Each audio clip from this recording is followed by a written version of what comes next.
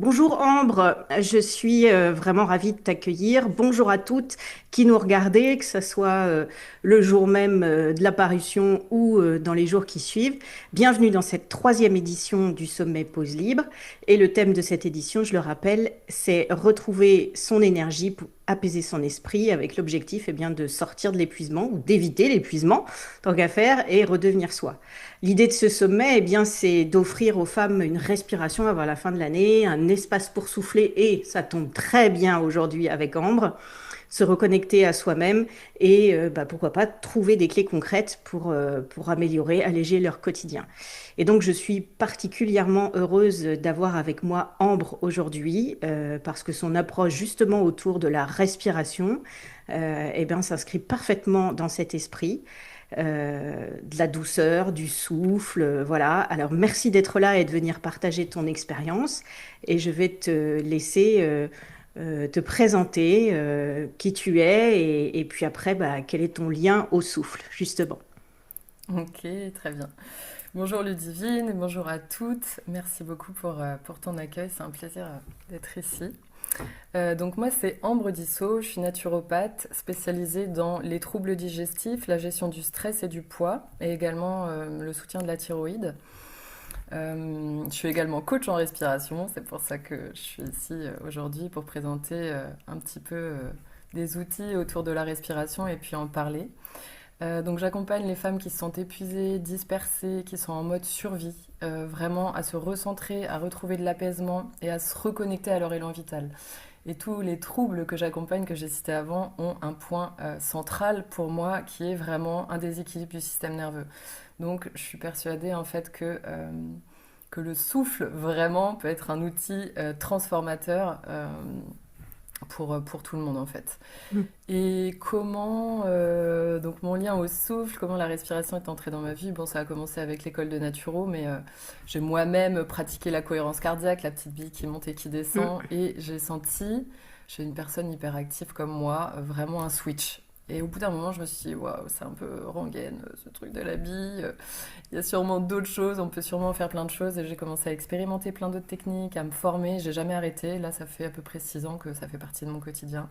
Mhm. C'est vraiment devenu mon fil conducteur en fait toutes ces années parce que j'ai réalisé une chose, c'est que toutes les techniques de bien-être que je pratiquais et qui me faisaient vraiment du bien passaient toutes, enfin avaient tout un point commun, c'est qu'elles passaient par le corps déjà et par le souffle. Et depuis, j'ai vraiment fait du souffle un outil central dans mes accompagnements euh, pour calmer le mental, pour retrouver de l'énergie, pour réguler les émotions et vraiment pour retrouver un ancrage intérieur quand on se sent complètement dispersé, même si on a un, deux travail, même si on a plein d'enfants. Enfin voilà, on sait qu'on a une petite clé de secours et qu'elle est toujours présente. Donc, voilà. Super. Que tu l'as dit, hein, le système nerveux, c'est un sujet qui est central dans ce sommet. Il revient régulièrement auprès des différentes personnes que j'ai pu interviewer, comme une chiropraticienne avec dont je suis la patiente, hein, qui travaille aussi là-dessus. On parle de la respiration, on parle du sommeil. Enfin, il y a beaucoup de choses qui se retrouvent. Mais encore une fois, je le répète, l'idée, c'est de pouvoir présenter différentes approches, différentes personnalités, différentes techniques pour ouvrir aux femmes qui nous regardent la possibilité de trouver ce qui leur convient, ce qui les appelle, ce qui résonne en elles. Et Mhm, c'est OK que tout ne résonne pas forcément. mhm. Alors revenons justement sur la respiration et puis le lien entre cette respiration et l'épuisement. Pourquoi est-ce qu'on Mhm. respire mal en mode survie? Bah, en fait, quand notre système nerveux bascule en mode survie, c'est-à-dire quand il passe du côté je me repose, je me régénère, au côté où je dois fuir un danger, en fait, clairement, c'est ça, hein, notre système nerveux autonome qui régule notre corps de manière automatique. Et là, c'est deux branches, on a dû sûrement en parler autrement, d'autres fois dans le sommet. Et du coup, quand il passe dans cette branche mode automatique et en mode survie, c'est-à-dire quand il est toujours sollicité, très sollicité, et ben on voit tout de suite la respiration changer. C'est immédiat. Elle devient plus haute, elle devient plus courte, elle devient plus saccadée, puisque c'est une réponse du corps au stress qui devrait nous permettre normalement de fuir, de courir, d'éviter un danger. Sauf que on appelle ça de l'hyperventilation. Sauf que certaines personnes se trouvent en hyperventilation chronique sans même s'en rendre compte en fait. Et à mesure, la cage thoracique, elle devient toute raide, tout notre corps se rigidifie, tout devient plus étroit à l'intérieur, on se retrouve comme dans une coquille. Et en fait, pour le corps, c'est un message vraiment très clair, c'est danger, direct en fait. Alors pas quand c'est un petit coup comme ça, on a un examen, une interview, il y a un petit stress qui Ouais. arrive, ça c'est normal. Mais quand c'est récurrent, permanent, dans la journée, bim, on reçoit un mail, hop, ça nous stresse, bim, on prend la voiture, ça nous stresse, on retrouve les enfants, il se passe quelque chose, ça nous stresse. Et bien en fait, on envoie des signaux de danger en permanence. Et ce qui fait qu'il n'y a jamais d'espace pour redescendre. Normalement, après un stress, on est censé redescendre, retrouver du calme. Et à partir de là, en fait, tout notre corps se met en tension permanente et reste en hypervigilance. C'est vraiment ça le problème. Donc en fait, c'est comme si dans notre quotidien, on avançait, mais on avait le frein à main serré. Donc oui, on va le faire, mais en fait, tout va nous demander plus d'énergie, tout va nous générer plus de charge mentale et utiliser plus de ressources que finalement on n'a plus.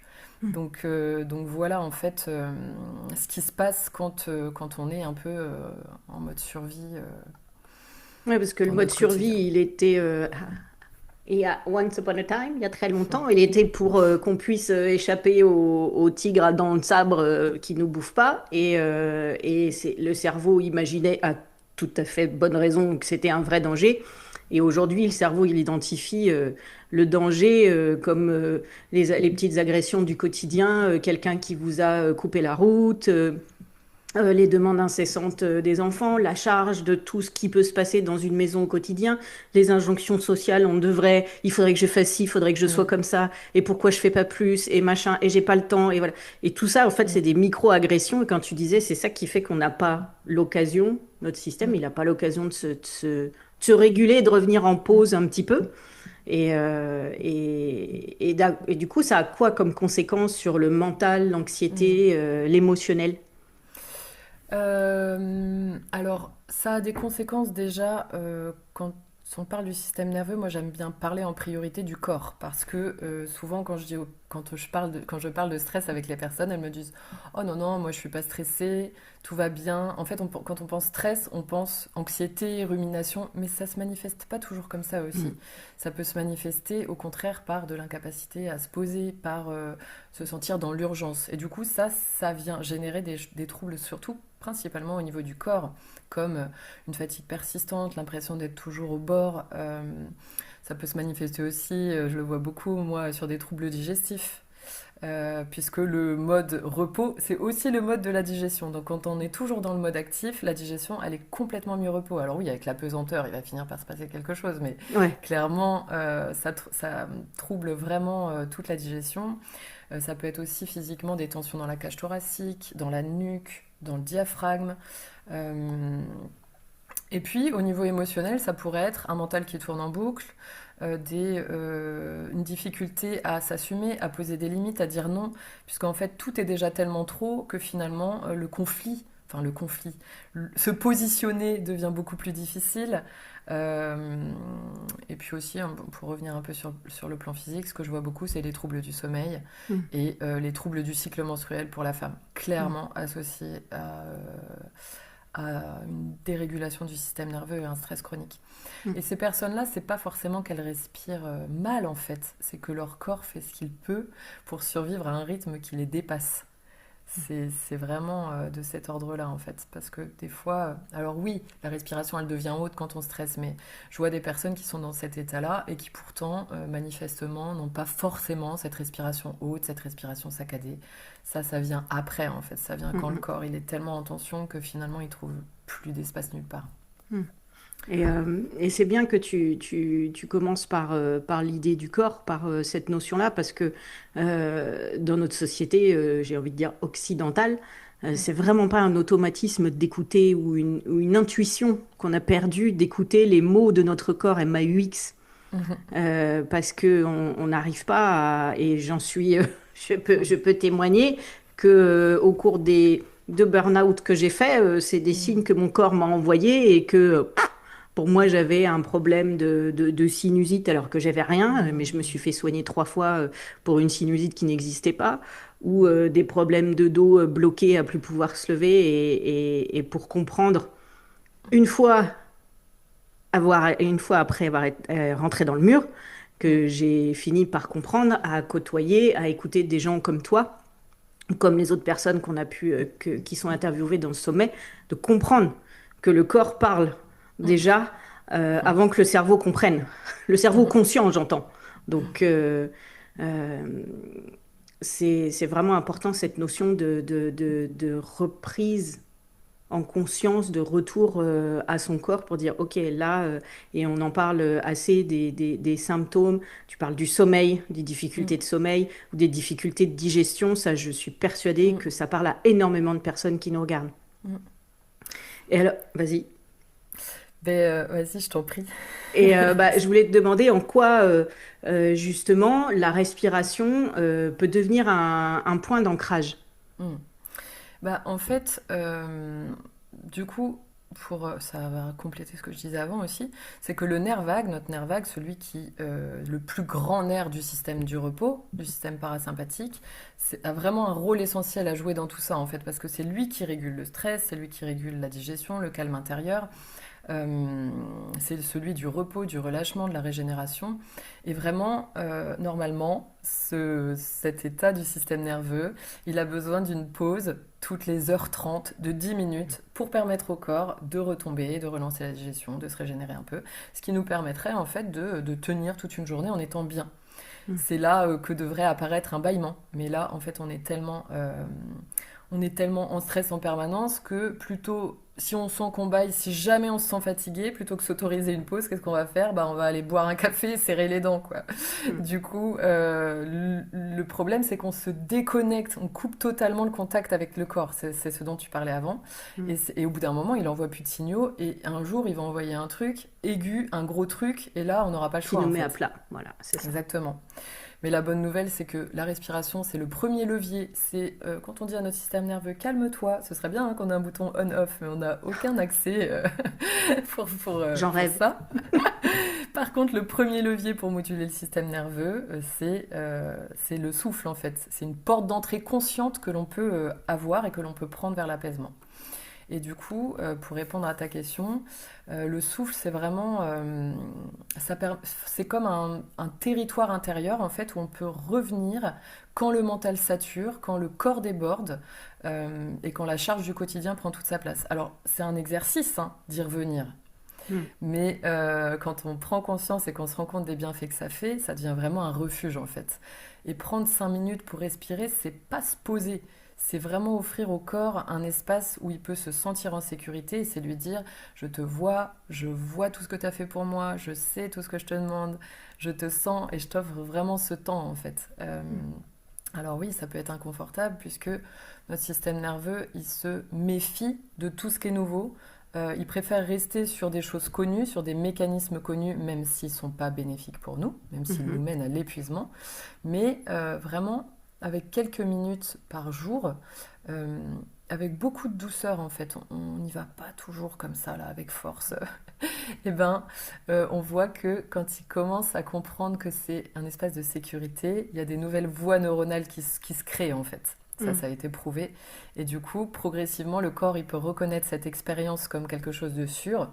Et il commence à y trouver vraiment une ressource, un lieu de récupération rapide. Et plus on pratique, plus notre système nerveux va reconnaître en fait cet espace de sécurité et plus vite il va nous permettre de s'apaiser. Mm. Parce que vraiment le souffle c'est quelque chose qu'on peut ajuster en quelques secondes et qui peut transformer beaucoup sur notre physiologie. Qui est disponible tout de suite, qui ne coûte rien. Et ça, on l'oublie tellement facilement, c'est incroyable. Et dans tout ce que tu dis, c'est le mécanisme que j'aime, que j'apprécie mettre en avant, justement, des routines, mais des routines intelligentes, où non. L'intérêt, c'est de comprendre, c'est de faire comprendre à son corps et son cerveau, à la partie à laquelle on n'a pas vraiment accès. On parlait de conscience, et là, c'est de l'ordre de l'inconscient, comme le système nerveux, Mhm, du faire comprendre le bénéfice. Et mhm, donc, effectivement, au départ, ça demande un engagement envers soi. Mais si le bénéfice est là, l'habitude, la routine bénéfique va tenir. Tout à fait, ouais. C'est vraiment ça que je m'applique à expliquer aux gens. C'est que Mhm. on prend tous les jours les mêmes chemins, en fait. Il faut vraiment imaginer que dans notre cerveau, on prend tous les jours les mêmes chemins. Lui, il va choisir le chemin le plus court, le plus simple, le plus connu. Et Mhm. c'est là-dedans qu'il va se sentir le plus efficace. Mais c'est comme si on voulait prendre un autre chemin dans un champ, en fait. Bah, les herbes Ouais, sont hautes, va falloir marcher plusieurs fois au même endroit pour que ça s'aplatisse. Et ça, ça se fait pas en 2 jours, en fait. C'est le travail de ouais, toute une vie, finalement, selon de là où on part, évidemment. Mais bien sûr. souvent, tout ça, c'est dans l'enfance et des insécurités, etc. Mhm. Donc, ouais. Et alors, qu'est-ce que ça change, ces pratiques? Comment est-ce que tu vois le changement dans le quotidien des personnes que tu accompagnes? Il y a des bascules qui mettent plus ou moins de temps. Il y a surtout deux grands cas de figure dans les personnes que j'accompagne, que j'ai remarqué qui reviennent souvent. C'est le cas des personnes qui sont, par exemple, le premier cas, dans l'incapacité de se poser, qui courent après le temps, qui sont toujours dans le faire, dont l'immobilité est effrayante, par exemple. Ça, Mhm. c'est vraiment un cas de figure qui revient assez souvent.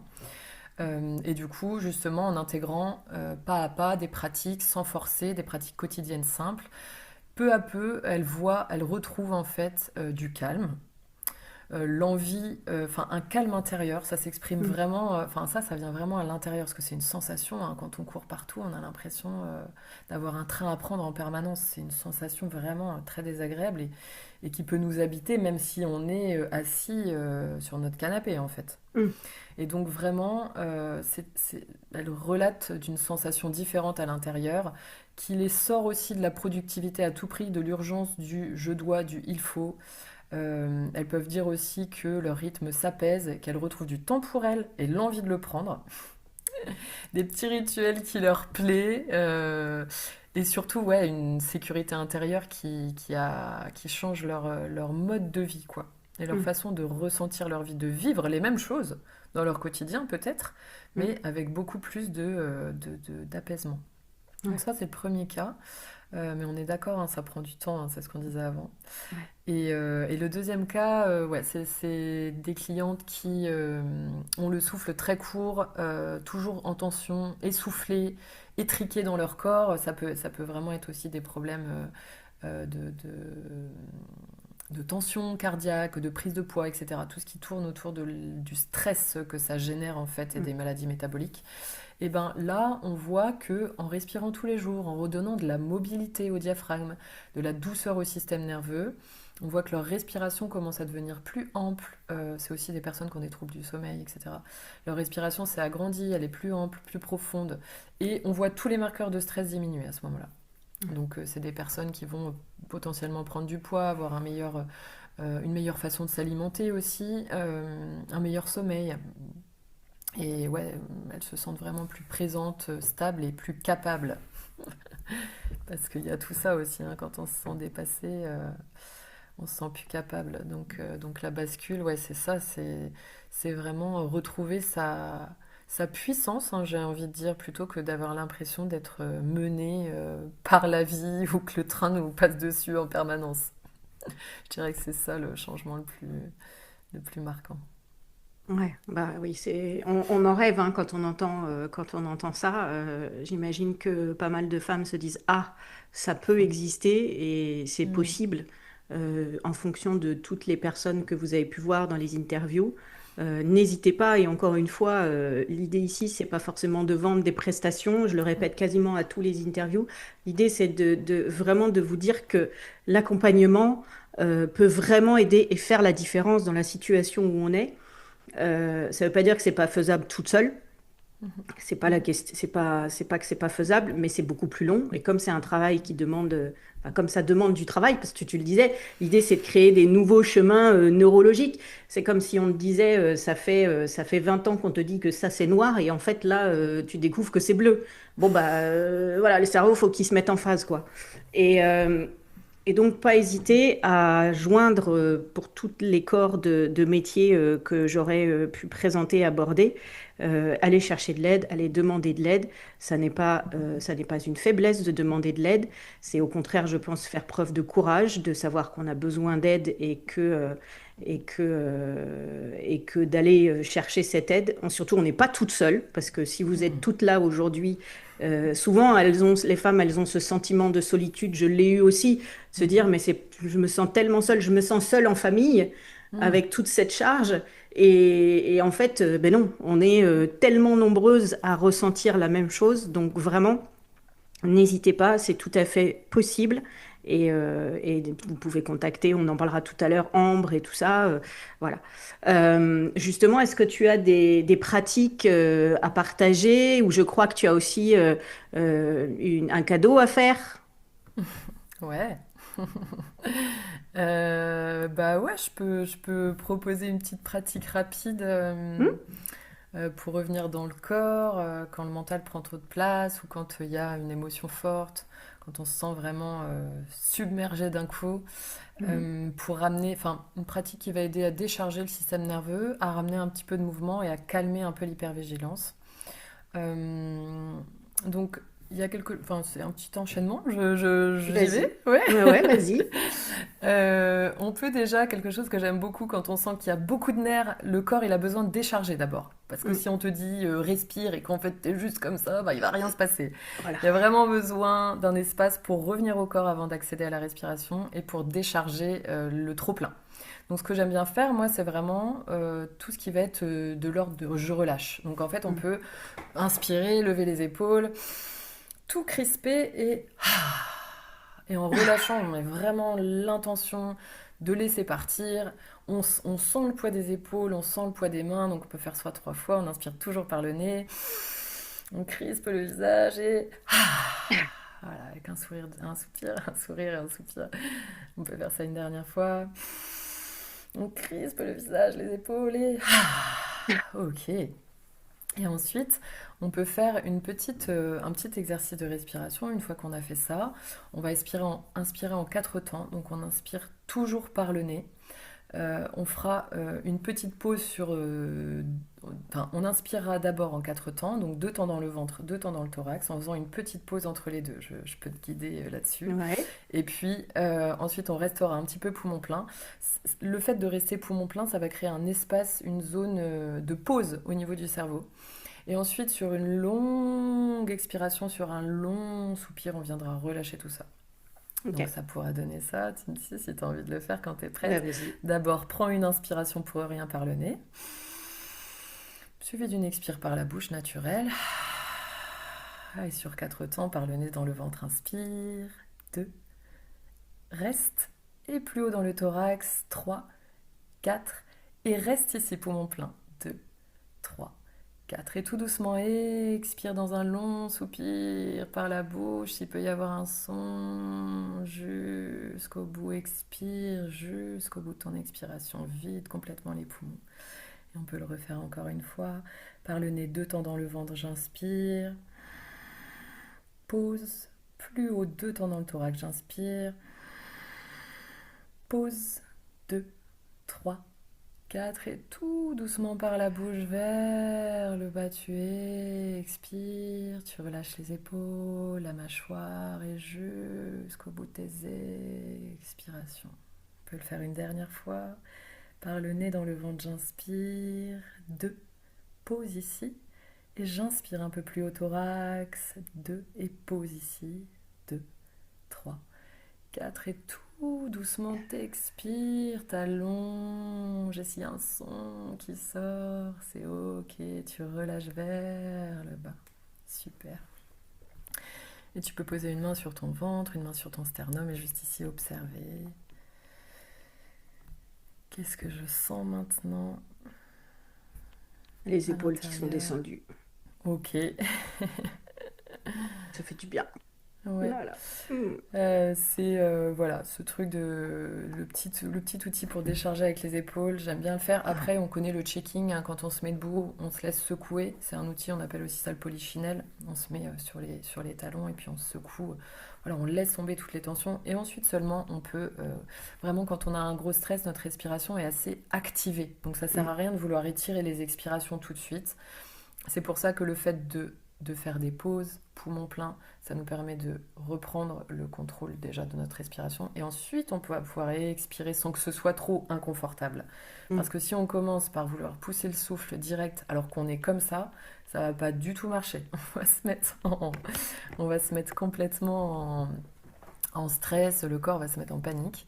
Et donc, je sais pas si tu as pu sentir que ces petites pauses, Mm. hop, ventre, pause, thorax, pause, et ensuite j'expire, ça contient en fait. Ouais, ouais, ouais.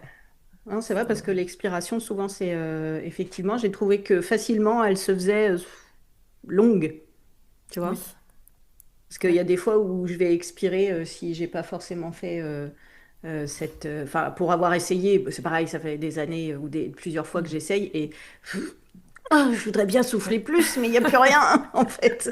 Et puis même à respirer, c'est comme si la cage thoracique avait une contention, alors qu'on sent bien qu'il y aurait la possibilité, mais ça veut pas aller plus, quoi. complètement. Et Mm. là, le fait de le faire en deux petits étages, Mm. ça permet de poser la conscience sur les différents endroits qui respirent aussi. Exactement. Euh, Donc ça, merci pour ça. Comme ça, les personnes pourront faire l'expérience en même temps que moi. Comment est-ce qu'on peut intégrer la respiration sans y penser? Alors, il y a deux petits mini-ancrages là, tout simples, que j'aime bien proposer. C'est par exemple celui du téléphone, puisque le téléphone, c'est comme complètement quand on le déverrouille, c'est un réflexe de stress lié aux notifications, à ce qu'on va y trouver, à ce qu'on va y voir. Ça génère énormément de stress dans notre corps et ça, on le déverrouille peut-être, je sais pas, entre 50 et 100 fois selon les personnes dans la journée. Mm. Donc ça peut vraiment être un truc, on peut même se mettre une gommette. Et à chaque fois que je déverrouille mon téléphone, je prends conscience de ma respiration et pourquoi pas, je fais une respiration, un cycle lent, j'inspire sur 4 temps, j'expire sur 4 temps, je fais ça 3 fois. Une cohérence cardiaque toute simple. Pas besoin pas besoin d'autre chose, je le fais trois Mm. fois. Hop, je déverrouille mon téléphone, j'inspire 2 3 4 j'expire 2 3 4 ça 3 cycles, ok, comme ça Mm. mon corps arrêtera d'associer le téléphone à de l'activation du Mm. système nerveux. Et il Ouais. y a aussi un autre petit exercice que j'aime bien proposer à chaque fois que je m'assois, que ce soit dans ma voiture, sur mon canapé, à mon bureau. Je pose la main sur mon ventre, 2 secondes, et juste je le relâche. Je le relâche parce que souvent on est complètement en tension, hein, surtout nous les femmes, le ventre il faut qu'il soit serré, serré dans les fringues, serré avec des corsets, jamais ressorti. Donc là, hop, je m'assois, je détends, je pose ma main, du coup je détends mon ventre et pas pour respirer là, pour le coup, pas pour respirer comme ci ou comme ça, juste pour rappeler, bah, je suis là dans mon corps un instant et on se rend compte en faisant ça que naturellement notre respiration elle se réélargit sans effort conscient en fait, juste parce qu'on a Ouais. posé. C'est vrai que tu Le- poses là j'y avais jamais pensé, mais oui, effectivement, cette injonction inconsciente qui, comme on est femme, c'est pas beau d'avoir du ventre, clairement, hein, c'est pas beau, alors Mm, que c'est juste la nature, j'ai envie de mm, dire. c'est clair.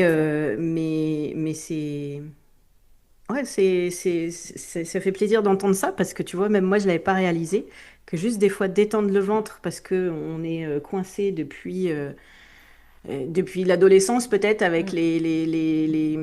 les schémas qu'on nous dit ce que doit être une belle femme Mm. et merci pour ça. Merci Ambre. Merci beaucoup. Avec plaisir. Je voulais te demander s'il y avait une question que tu aimerais que toutes les femmes se posent justement. Oui, une question toute simple mais qui change tout. Quand est-ce que je me suis pris un vrai moment avec moi-même, sans objectif, sans anticiper, et juste en présence pour la dernière fois? Et voilà, si la réponse c'est je sais plus ou ça fait plus d'une semaine, alors vraiment c'est déjà beaucoup trop encore. En fait, le corps il n'est pas fait pour tenir aussi longtemps en apnée. Hmm. Donc euh, donc voilà. C'est ça la Ouais, c'est question, une ouais. bonne Depuis combien de question. temps j'ai pas Ça pris fait un combien de temps. temps? Et si on s'en souvient pas, c'est Ouais, qu'il est là, temps. carrément. C'est qu'il est trop tard déjà. Et qu'il est temps, largement. Ok. Bah écoute, Euh, merci pour ça. Et d'abord, si on veut continuer à suivre, à écouter et à comprendre ce que tu fais, où est-ce qu'on peut te retrouver, Ambre?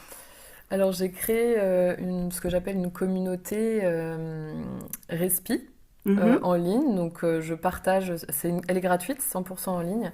Elle se présente sous forme de petits mails que j'envoie et dans les contenus, en fait, j'envoie des outils, des choses simples pour apaiser le système nerveux, pour revenir au corps, des pratiques accessibles et respectueuses du rythme de chacun et directement intégrables dans la vie. Donc, ce soit des petites capsules audio, soit des micro-respirations, soit des. Voilà, plein de petites choses qui sont envoyées euh, tous les mois.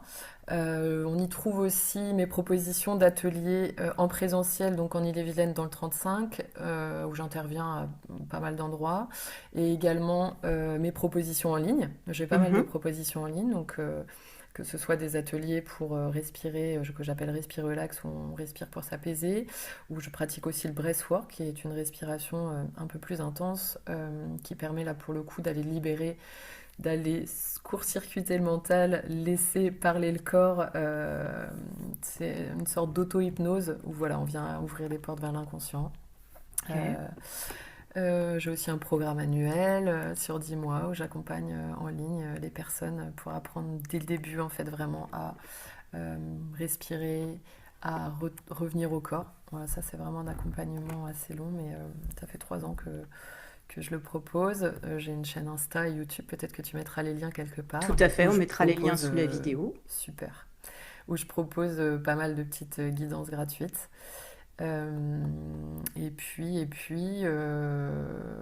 oui, pour les professionnels du bien-être et de la santé, je propose aussi une formation que j'ai appelée Respi Pro, Mhm, qui permet d'apprendre des outils simples à intégrer dans la respiration, pour intégrer la respiration directement dans leurs accompagnements.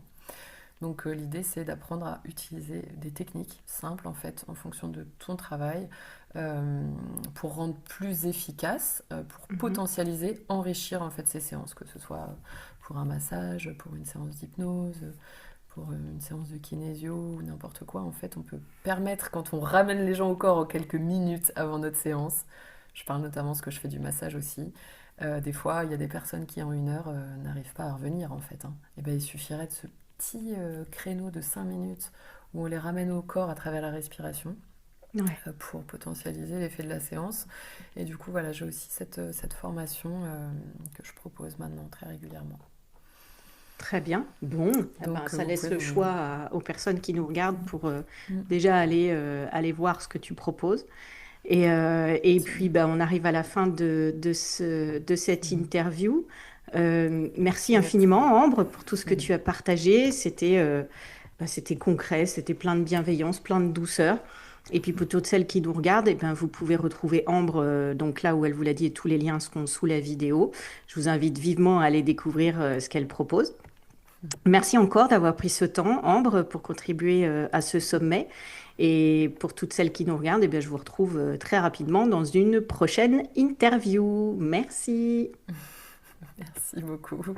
Avec grande joie et puis au plaisir de vous retrouver sur la communauté Respi gratuite. À bientôt. Merci.